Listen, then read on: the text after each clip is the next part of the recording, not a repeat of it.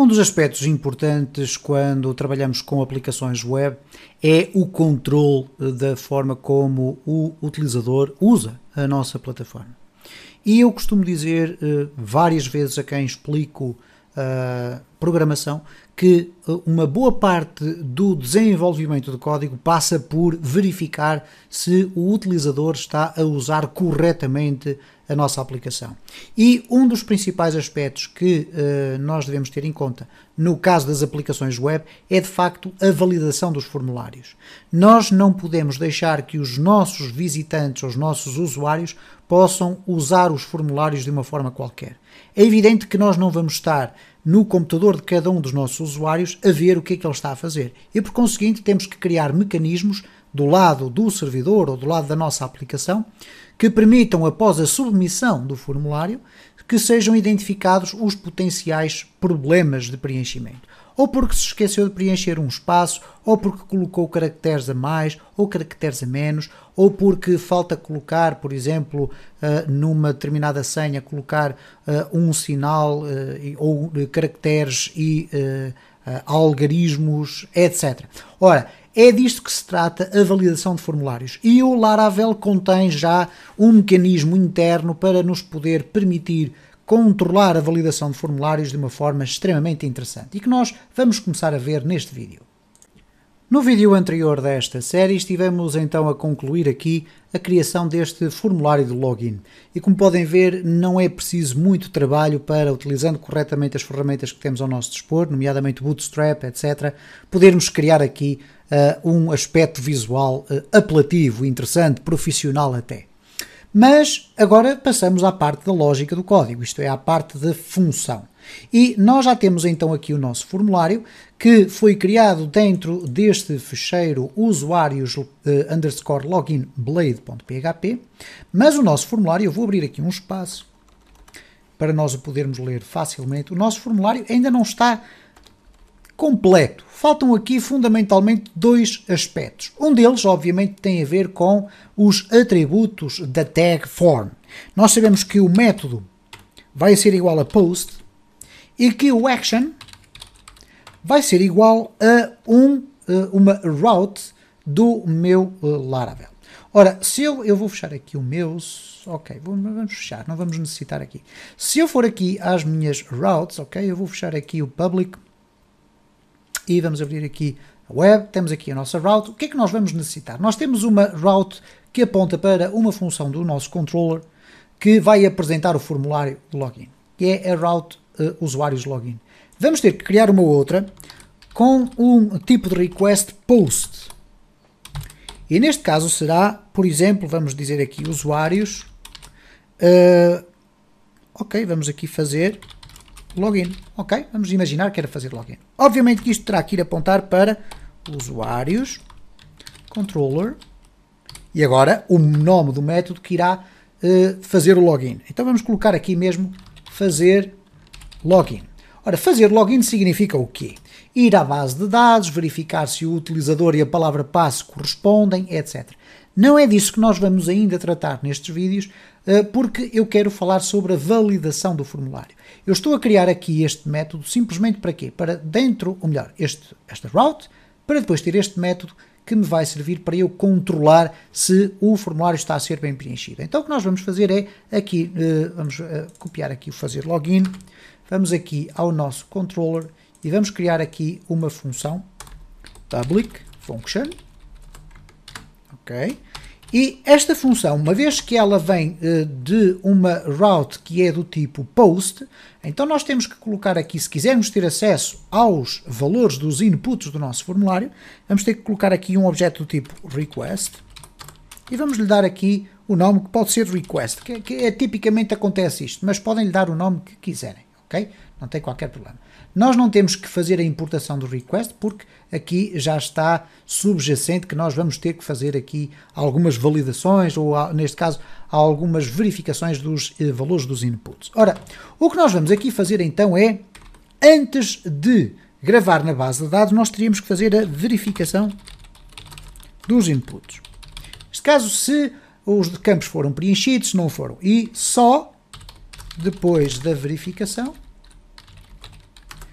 gravar, ou melhor, consultar a BD. Eu digo consultar a base de dados porquê? Porque pressupõe-se que já existam usuários registados na nossa base de dados. E quando nós vamos fazer aqui o login, o que acontece é ele vai verificar se os dados preenchidos estão corretos, correspondem, etc. e avança. Mas ele, antes disso, tem que passar pela verificação dos inputs. Ora, eu disse no vídeo anterior que com o HTML5 foram introduzidas alguns atributos nas tags que nos permitem fazer uma pequena espécie de validação. E uma dessas validações é o facto de nós requerermos que ambos os campos sejam preenchidos. Ora, vamos aqui, entretanto, fazer o seguinte, para que isto seja atualizado como deve ser, vamos aqui já fechar aqui este espaço, vamos aqui selecionar este texto para não corrermos o risco de escrever typos, ok? E vamos colocar aqui que o action vai ser igual àquilo. Ora, quando nós chegarmos aqui, vamos fazer aqui um return validado, ok? Então, o que vai acontecer agora é que se eu refrescar aqui o meu usuários e se eu agora clicar em login, ok, ele diz preenche este campo, ok, já vou dizer porquê, já vamos ver porquê. Se eu fizer login, ele diz aqui, ok, há aqui um problema. E eu deixei especificamente este problema porque nós vamos nos esquecer dele com imensa frequência e que é o famoso CSRF token. Ora, para isso, nós vamos ter, nunca nos podemos esquecer de colocar aqui no nosso formulário um campo ou um field que depois irá aparecer como escondido, que é o CSRF field, ok? E já sabem, se tiverem alguma dúvida, podem ver nos vídeos anteriores sobre os formulários, porque eu explico o porquê da razão de termos este CSRF field. Ora, vamos guardar, vamos regressar aqui, vamos voltar atrás, vamos refrescar aqui e vamos colocar aqui qualquer coisa e aqui qualquer coisa. E reparem, quando eu faço login, ok, cá está, validado. Portanto, chegamos aqui ao nosso controlador e isto passou. Ora, porquê é que ele me está a pedir que eu preencha os dados? Neste caso, se eu fizer aqui login, ele diz preencha este campo. Porque eu coloquei especificamente no texto de HTML o requisito required. Mas eu vou agora retirá-lo daqui e vou mostrar como é que o sistema de validação do Laravel funciona, exatamente pegando aqui neste aspecto. Como vocês viram, o required aqui funcionava da seguinte forma: quando eu faço login, ele apresenta aquela imagenzinha feita pelo HTML5 a dizer que isto tem que ser preenchido. Mas são mensagens standard, ok? E não faz muito mais validações do que essa, verificar se está preenchido ou não. Ora, o Laravel, obviamente, faz muito mais do que isso, ok? Cá está, preencher o campo. Se eu agora refrescar aqui e tentar novamente, ele já vai avançar porque eu removi aquele atributo required. Como é que nós fazemos exatamente a mesma coisa, mas no Laravel? Bom, vão achar isto um bocadinho mais complexo, mas depois vamos ver as potencialidades disto. Bom, se nós formos aqui então, ao nosso controlador e formos fazer aqui a verificação, o que nós temos que escrever é o seguinte: existe uma classe de validação à qual nós podemos aceder da seguinte forma. Se nós colocarmos aqui this significa os dados deste controlador, ok? Se this validate, este controlador vai proceder a um mecanismo de validação, validate. E agora dentro deste mecanismo de validação, nós vamos ter que colocar dois parâmetros. Um parâmetro é o que é que nós queremos validar, e neste caso serão os dados que vêm do request. E de seguida nós vamos querer colocar as regras de validação. E estas regras de validação têm que ser definidas, ou serão definidas desta forma, através de um array. Okay? Então eu escrevi aqui, primeiro parâmetro, o objeto que contém os dados que eu quero avaliar, e o segundo parâmetro serão o conjunto de regras que eu vou determinar como sendo aquelas que permitirão validar o formulário. Ora, eu vou abrir aqui este espaço em baixo para começar a criar aqui o meu array. E o meu array tipicamente vai ter o seguinte aspecto. Vai ser um array associativo, cujo primeiro valor será o nome do input e o segundo valor, ou o valor que é atribuído a essa chave, será o conjunto de regras. E já vamos falar sobre elas um bocadinho e depois iremos com certeza ter a oportunidade de explorar aquelas que são as mais significativas. Mas vamos falar sobre o required. Se eu quisesse validar o meu formulário, eu teria que fazer o seguinte. Eu sei que no meu formulário aqui eu tenho o text usuário e o text senha. Eu quero que eles sejam required. Então reparem como é que eu faço.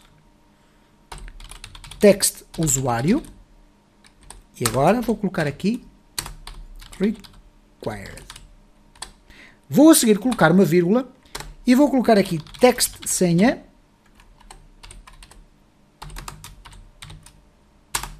required. Ok, required. Bom, o que é que vai acontecer então quando o meu código chegar aqui? Ele vai verificar se para o elemento text usuário este aspecto ou esta regra, que é o termo mais correto, foi ou não foi cumprida.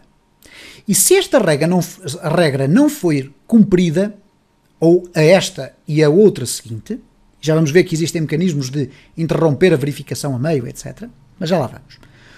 O que acontece é o seguinte, este mecanismo vai automaticamente, através dos mecanismos internos do Laravel, devolver o código, ou devolver o fluxo do código ao meu formulário, refrescando novamente o formulário, e, para além disso, vai acoplar a esse redirecionamento uma variável chamada errors, que contém texto pré-definido, especificando qual é o erro que não foi, ou melhor, o erro que está subjacente à validação.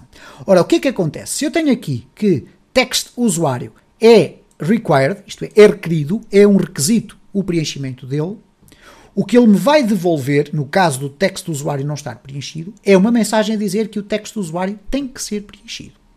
Então já lá vamos ver como é que isso vai acontecer. Mas reparem então o seguinte, vamos tentar validar o nosso formulário e ele será validado a partir do momento em que aparecer esta mensagem, porque se ela não aparecer significa que nós não passamos deste ponto. Ok? Então nós vamos fazer o seguinte, vamos aqui guardar isto tudo, está tudo guardado, vamos aqui entrar novamente então aqui no usuário login. Ok, ele tem aqui um erro, na route, ele diz que na route collection está aqui um erro, ok, usuário fazer login não, então usuário, qual é? Usuário login, ok, tudo bem. Porque nós não fizemos o envio dos dados, enfim, será eventualmente por causa disso. Vamos fazer aqui um login e reparem o que é que acontece. Eu que pressionei aqui no login e ele voltou novamente a abrir o formulário. Porquê? Porque eu não preenchi os campos. Vamos preencher os campos. Login, validado. Ok. Vamos voltar atrás. Vamos refrescar tudo isto. Vamos preencher apenas um. Login e ele volta ao zero. Vamos responder aqui à senha, mas não colocamos o usuário. Login e ele volta atrás. Bom, eu vou-vos mostrar aqui uma coisa muito interessante.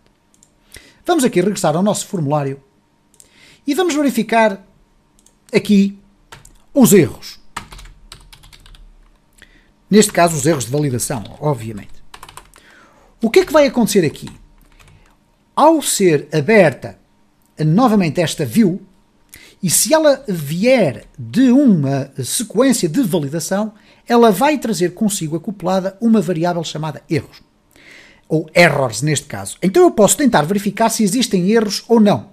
E reparem o seguinte, se eu colocar aqui um if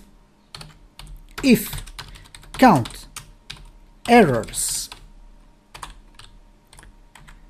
diferente de 0, ou melhor, vamos fazer melhor. Vamos colocar aqui, não um if ainda, mas vamos colocar aqui a apresentação do número de erros que foram encontrados. Ok? Eu agora vou aqui tirar isto, ok? Porque ali fazia sentido com o if. Eu vou abrir aqui um espaço para podermos ler melhor. O que eu estou basicamente a dizer é assim, ok, apresenta-me quantos erros é que foram encontrados. Vamos guardar.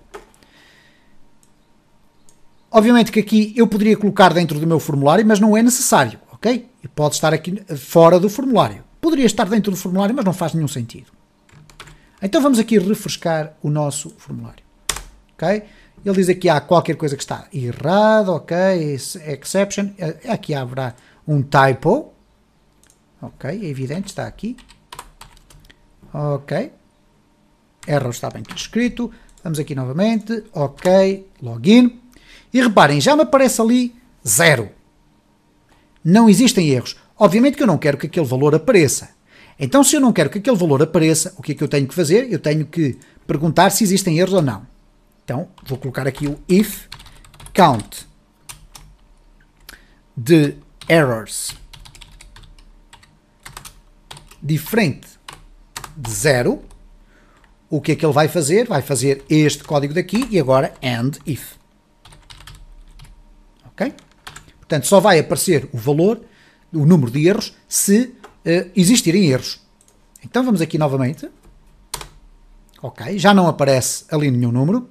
Vamos fazer um login. E aparecem 2 erros. Quais são os erros? O facto de eu não ter preenchido nenhum destes campos. Se eu preencher, por exemplo, o campo do usuário, eu vou fazer login e ele vai me dizer que existe um erro. Ora, como é que nós vamos ter acesso a estes erros? Bom,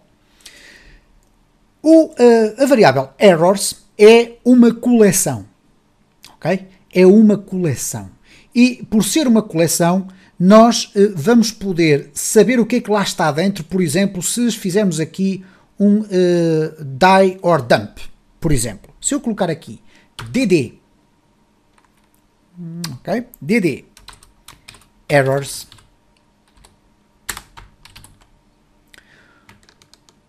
vamos verificar o que é que acontece agora. Estamos aqui a refrescar o nosso login. Vamos clicar aqui em login. E ele fez um die or dump. Obviamente que aqui este ícone aparece, ou esta imagem aparece, porque nós a carregamos aqui. Quando ele chega aqui à verificação dos erros, faz um die or dump, isto é, apresenta os errors e termina com o resto do código. Aqui no die or dump nós vamos ter a possibilidade de ver que estamos a falar de um array, mas dentro dele temos uma message bag, e dentro da message bag temos um outro array que contém 2 itens.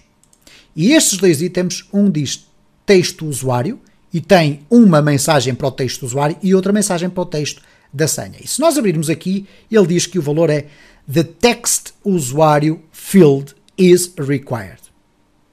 E se nós verificarmos aqui, the text senha field is required. Ora, como é que nós vamos então apresentar ou trabalhar com isto? É muito fácil.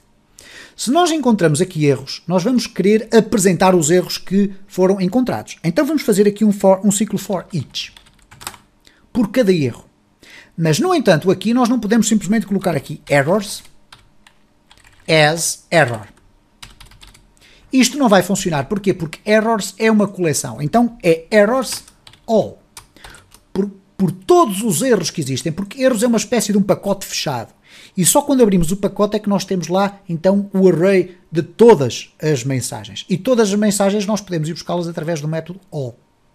Então, agora passamos a ter aqui, eu vou colocar erro em português, passamos a ter aqui a possibilidade de apresentar os erros todos. E reparem, eu posso simplesmente agora fazer isto. Abrir aqui código do Blade Template Engine e colocar aqui erro. Okay? Neste caso usei um parágrafo. Vamos verificar o que é que acontece então aqui. Vamos refrescar aqui os dados de login e cá está. The text usuário field is required, the text senha field is required.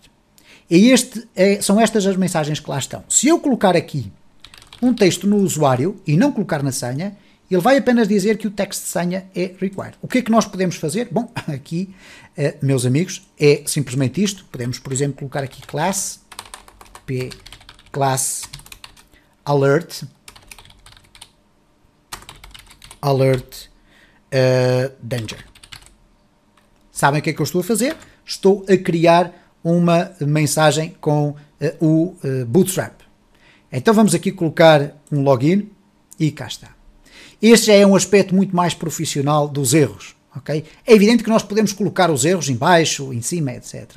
E, portanto, estes são os princípios básicos de funcionamento das validações de formulário. É evidente que, se nós formos aqui ao Laravel, vamos querer saber quais são as outras formas de podermos determinar ou formalizar a validação dos dados.